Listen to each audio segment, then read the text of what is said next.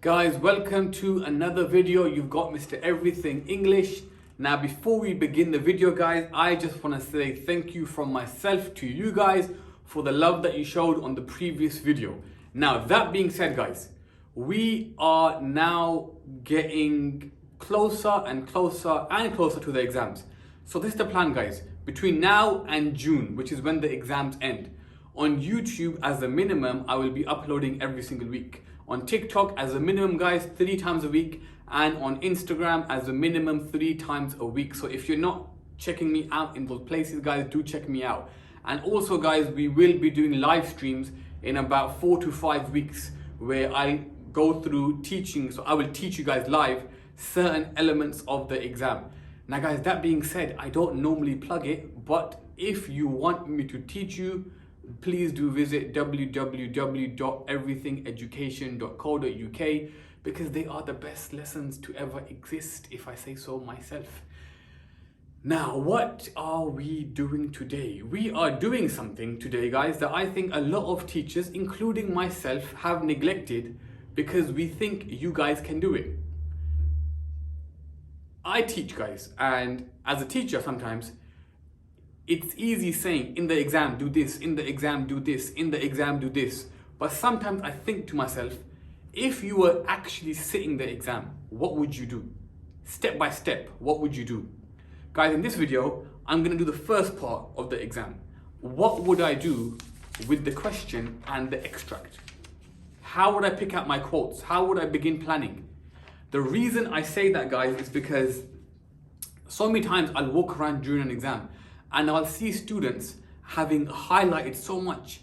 And I'm thinking to myself, are you writing a 10-page thesis? What are you doing here? Because the amount of stuff you've picked out, there's no way you're gonna put that in an essay. So I wanna show you guys realistically what I'll do. Now, guys, in this video, I am not looking to sound clever. I'm not gonna pick out everything and go crazy analyzing effects. I'm gonna literally show you in an exam what I would do. Because in an exam, guys, we're short of time. I can't be sitting there picking out 10 language devices and 10 structural devices and giving you fancy effects. So, guys, that being said, I'm gonna switch the camera. We're gonna go bird's eye view, and I hope you find this video beneficial. So let's go over how we would go about analyzing the exam extract. The first thing you find, guys, is you would read the instructions. So it clearly says at the top, this is the Shakespeare section, section A. This is on Macbeth, and we read the following extra from Act 1, Scene 3, and then we answer the question that follows. Then they give you a little bit of background about where the extract is from in the play. So this one says, guys, at this point in the play, after receiving the witch's prophecies, Macbeth and Banquo have just been told that Duncan has made Macbeth the Thane of Cawdor. Now, once you've read that, the next thing you would do, guys, is you would read the extract. Now, I'm not going to read the extract with you. If you want to read it, guys, maybe pause the video, have a quick read, and then we'll continue. Now, we have to focus on the question, obviously, guys. Now, the question, guys, the first word of the question is very important. The question begins with the word starting. Now, starting means this is something you have to do, but this is not all you have to do. Starting with this moment in the play, explore how Shakespeare presents attitudes. Now, you're gonna see this word a lot, attitudes. What does it mean? It means feelings and views. So explore how Shakespeare presents the feelings and the views of Banquo and Macbeth. Not Banquo or Macbeth. It says Banquo and Macbeth towards the supernatural. So we're looking at how do Banquo and Macbeth view the supernatural. The next 2 bullet points, guys, are pretty straightforward. We have to talk about how Shakespeare presents their attitudes in this extract and in the play as a whole. Now, the majority of students are great when it comes to talking about the extract. But when it comes to talking about the play as a whole, that's where a lot of students get stuck. Simply because they, number one, haven't read the whole play. Number two, they haven't learned their quotes from the entire play. Now, when it comes to the exam, guys, we should all know that this question is a 45-minute question. Now, in a 45-minute question, we are aiming to write 4 paragraphs. And we're looking to spend 11 minutes per paragraph. Now guys, give or take, because 11 times 4 is 44. So give or take 11.15 or whatever it is. But on average, guys, 4 paragraphs, 11 minutes per paragraph. We want to write 2 paragraphs about the extract and 2 paragraphs about the whole text. Now guys, this is very important because we're only looking to write 2 paragraphs about the extract and 2 paragraphs about the whole text. In this entire extract, it doesn't matter if you don't understand it line by line. As long as we understand enough, to produce 2 paragraphs, that's all that we need. Now, guys, when it comes to this question, we have to be aware of what we are being marked upon. For this question, guys, we are being marked on AO1, AO2, and AO3. Now, what is AO1, guys? We should all know. AO1 looks at the quality of your point and the quality of your reference being quote. So, in the paragraph that we eventually produce, we have to have a very good point, and we have to find evidence from this extract to support our point. Now, AO2 looks at the following, guys. AO2 looks at language, AO2 looks at structure, and AO2 looks at form. And we have to explain the effect of the language, the effect of the structure, and the effect of the form, which means the reference that I pick from the extract has to have one of these 3, because for me to explain the effect of this must exist in this. So don't pick quotes that are dead. Don't pick quotes that are empty. Pick quotes that have a lot to talk about. And finally, guys, AO3 is context.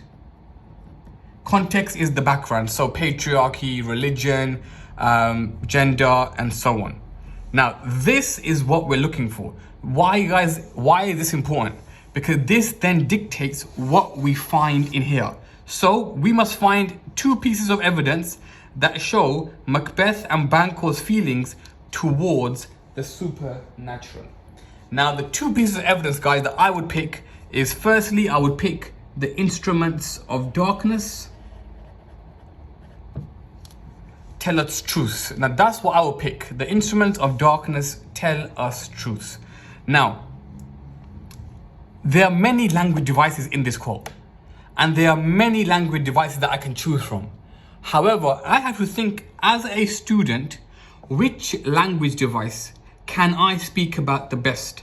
Now, me, guys, if I was a student, in this quote, I would talk about symbolism, and I would talk about what does darkness symbolize. Now, that's the technique, that's the language technique that I've picked out. Then, when we eventually plan our paragraph, we're gonna go over the importance of zooming into the quote. So in this quote, I'm gonna zoom in to the noun instrument. Now, what am I gonna say about these 2 things? Very brief notes. What does darkness symbolize? Darkness symbolizes evilness. Darkness symbolizes danger. For now, that's enough. I can make it more detailed in the paragraph later. The noun instruments is the idea that this is almost like a game.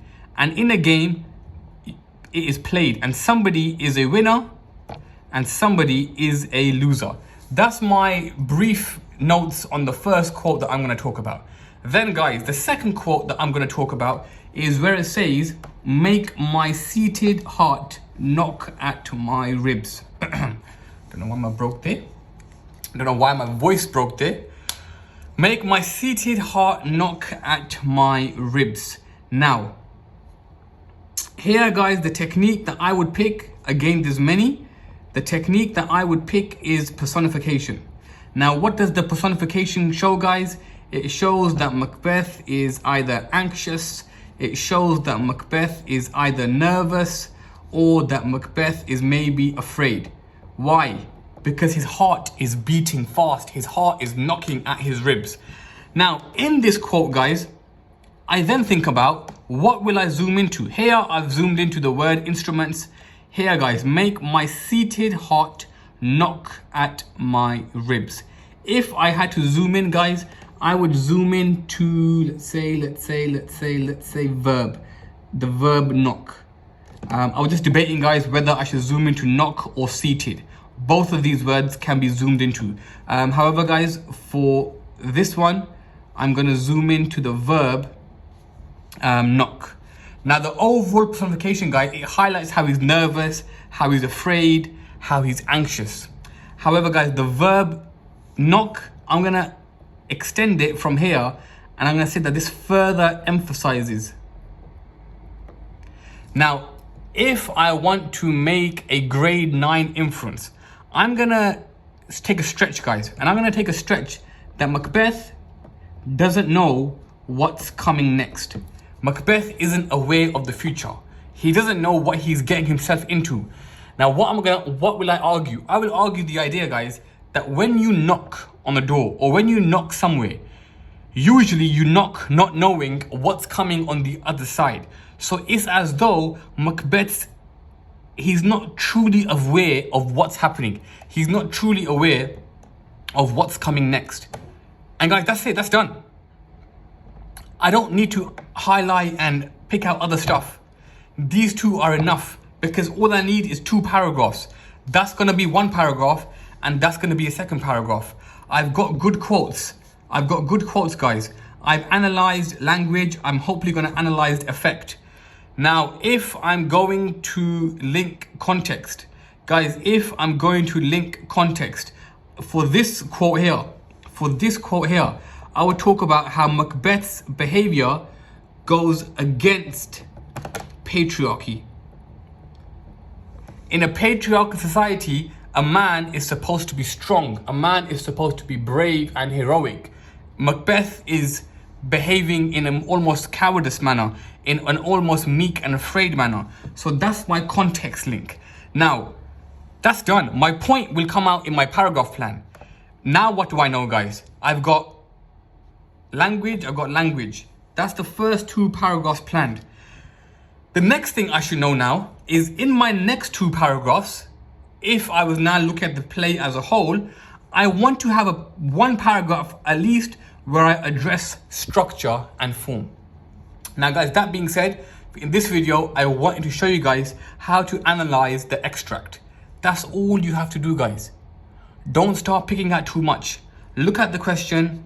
You need 2 paragraphs, pick out 2 quotes, pick out 1 language device, zoom into the quote, into either a verb, noun, adjective or adverb, explain the effects, and that is it. However, because I'm so nice, I'm going to turn one of these into a plan so you guys can see how I would plan this paragraph. Now, if you've been following me, guys, for long enough, you should know by now, guys, that the way I plan paragraphs is by the method that I've created, and this is a pretzel plan. Pretzel, guys, is your point, is your reference, is your technique, is your effect, your zooming in, your effect, and your link. Now, what was my first quote? The instruments of darkness tell us truths. So, in the reference section, I simply write the instruments of darkness tell us truths. Now, guys, in your exam, I don't expect you to plan like this, but for the sake of this video, I just want to show you guys how I would do it. The technique that I picked in this quote was symbolism. I said that I'm going to be zooming into the noun instruments.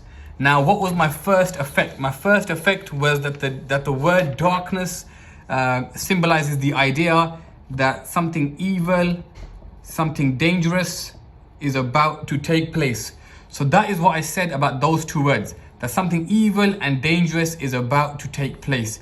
And therefore, guys, I'm going to argue that it almost casts a shadow over the play. That's what the supernatural does. The supernatural takes this play and puts an umbrella, puts a cover of negativity all over it. Then we looked at the noun instruments. Well, then we're going to look at the noun instruments. Now, what did I say about the noun instruments? I said that the noun instruments are played. And from the idea of something being played, this links to the idea of it being a game. Now, the supernatural being a game, guys, it implies that there will be a winner and there will be a loser. Now, we know that if we look at the play as a whole, there's always a winner and there's always a loser. Even though Macbeth tries to defy the odds, even though the characters try to go against the supernatural, ultimately, guys, the supernatural always wins in this text. Now well, guys, just to make it, that should have been over here, guys. So I'll just copy it again, just so you can see. I got a little bit excited, I got a little bit carried away, but that should be over here. Cast a shadow of darkness. Now, that's done. My point. What's my point? So, in this quote, how does Shakespeare present Banquo's attitudes towards the supernatural? I'm going to argue, guys, Banquo is apprehensive of the supernatural. Banquo is cautious when it comes to supernatural. He understands, hold on. They are the instruments of darkness. He understands, guys, that the supernatural, that the witches, they are something that we should be apprehensive of, that they are something that we should be cautious of. Now that would be my point. And my link would be as follows.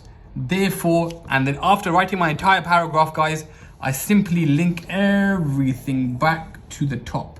Therefore, as you can see, Banquo is indeed apprehensive and Banquo is indeed cautious. But I'm going to cover it with this point, guys. Banquo has a right to feel like this because of the quote. From the quote, we realize he feels like this, but he's right.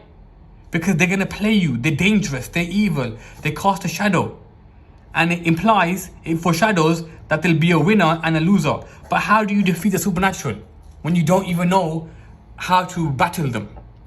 Anyway, guys, this is just a plan of how I would do a paragraph. And in an exam, you want 4 of these paragraphs where you spend 11 minutes per paragraph. 2 about the extract, 2 about the paragraph. 2 about the extract and 2 about the text as a whole. All right, and guys, that is how you break down a sheet. Now, an exam question. Now, guys, look, practice this. This is what you should be practicing leading up to your exam. Go through lots of different extracts, but guys, also, please don't neglect the play as a whole. All right, guys, I'm going to end the video here. I hope you have found it beneficial. As always, it's been Mr. Everything English. Peace.